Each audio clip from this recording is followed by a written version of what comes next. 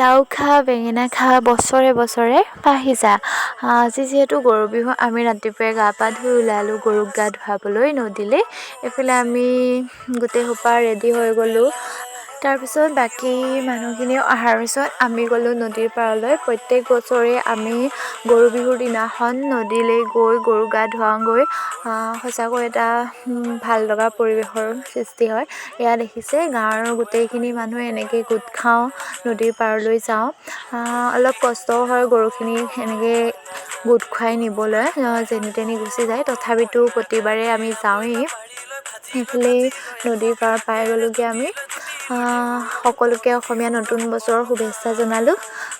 বিহু খাবলৈ আহিব দেই সকলো। এইফালে আমাৰ গৰু গা ধোৱা আৰম্ভ হৈ গ'ল। আপোনালোকৰ বিহু বাৰু কেনেকুৱা গৈছে জনাব দেই। তো আজিলৈ ভিডিঅ'টো ইমানেই, বাই বাই।